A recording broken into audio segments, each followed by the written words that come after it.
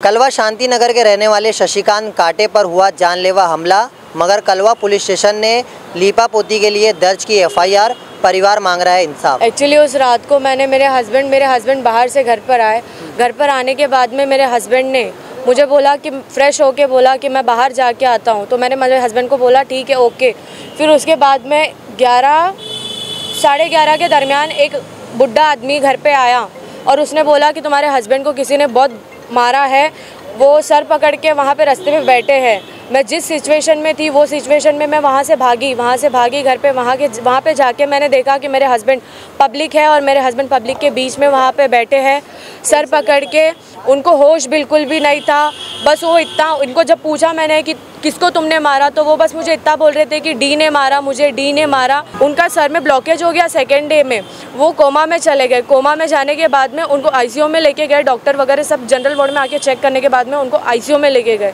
ICU में लेके जाने के बाद में उनकी नौबत अब इस तरह है कि वो वेंटिलेटर पे जिंदा है, ओनली एंड ओनली वेंटिलेटर पे। मतलब वो अपने आप से कुछ सांस नहीं ले रहे। जिस इंसान ने उनको मारा है वो इंसान एकदम नेचुरली आके मेरे को धमकी दे रहा है कि मैं डी हूँ, मैंने ही तुम्हारे हस्बैंड को मारा है। मैंने उससे पूछा, मैं बोली तेरा नाम क्या है, तो वो मुझे बोलता है मेरा नाम विशाल गुप्ता करके है।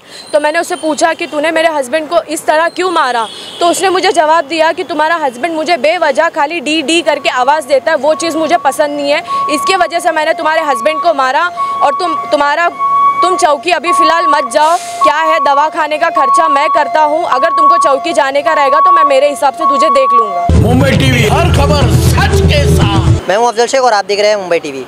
कलवा शांति नगर के रहने वाले शशिकांत काटे, जो कि 20 सितंबर के दिन उन पर एक डी नाम के व्यक्ति ने जानलेवा हमला किया। हमला इतना जानलेवा था कि कलवा से उपचार के लिए साइन अस्पताल में भेजा गया। अब परिवार के लोग साइन अस्पताल में उपचार तो करवा रहे हैं, लेकिन उन्हें उपचार कराते हुए उन्हें सवाल है कि आखिर शशिकांत काटे पर हमला करने वाले डी पर पुलिस इतनी मेहरबान क्यों है। क्योंकि सिर्फ एक लीपापोती करने के लिए एक एफआईआर तो दर्ज की गई, लेकिन एफआईआर के बाद जिस तरीके की कानूनी कार्रवाई होनी चाहिए थी उसे जेल में होना चाहिए था, लेकिन वो परिवार को धमका रहा है। हालांकि अब परिवार का इस मामले पर क्या कहना है, किस तरीके से इस हादसे के बाद वो काफ़ी ज़्यादा अपने आप को अनसेफ महसूस कर रहे हैं, उस बारे में बातचीत करने के लिए शशिकांत काटे की पत्नी हमारे साथ मौजूद है। वो बताएंगी कि किस तरीके का शांति नगर में उनके साथ ये मारपीट हुई है। क्या नाम है आपका? मेरा नाम सोनिया शशिकांत काटे है। 20 तारीख के दिन घटना क्या हुई, क्यों इतना जानलेवा हमला आपके पति पर किया गया? एक्चुअली उस रात को मैंने मेरे हस्बैंड बाहर से घर पर आए। घर पर आने के बाद में मेरे हस्बैंड ने मुझे बोला कि फ्रेश होके बोला कि मैं बाहर जाके आता हूँ, तो मैंने मेरे हस्बैंड को बोला ठीक है ओके। फिर उसके बाद में 11-11:30 के दरमियान एक बुढ़ा आदमी घर पे आया और उसने बोला कि तुम्हारे हस्बैंड को किसी ने बहुत मारा है, वो सर पकड़ के वहाँ पे रास्ते पे बैठे हैं।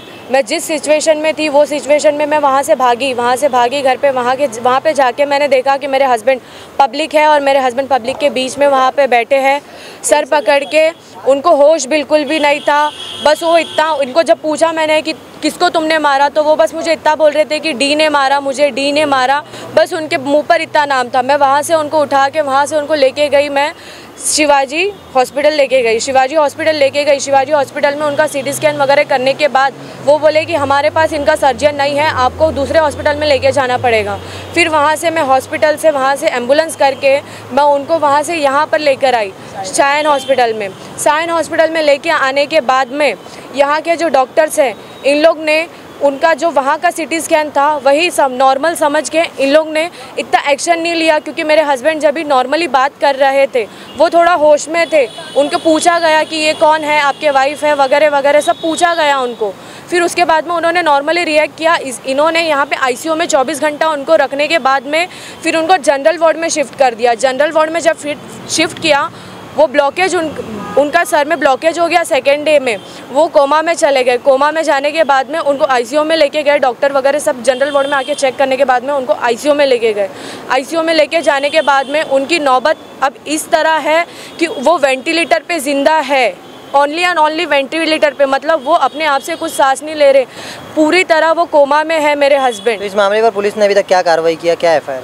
कुछ भी एफआईआर अभी तक, सिर्फ उन्होंने यहाँ की पुलिस वाली थी वो यहाँ की पुलिस वाली थी, उसने मुझे क्या बोला कि आपको एडमिशन पेपर चाहिए, एडमिशन पेपर आपका एक सिग्नेचर पे होगा। मैं बोली ठीक है, वो सिग्नेचर कहाँ से लेनी पड़ेगी? उन लोग ने बोला चौकी से सिग्नेचर लेनी पड़ेगी। तो वो सिग्नेचर पेपर पे पुलिस ने लिया, उनकी सिग्नेचर दिया, और एक पुलिस ने मुझे एकदम प्लेन पेपर दिया। प्लेन पेपर पे बोला कि आपके पेशेंट का जाके सिग्नेचर लेके आइए। मैंने उनको जैसे तैसे होश में लाके मैंने उनसे सिग्नेचर करवाई और वो मैडम को जाके दिया।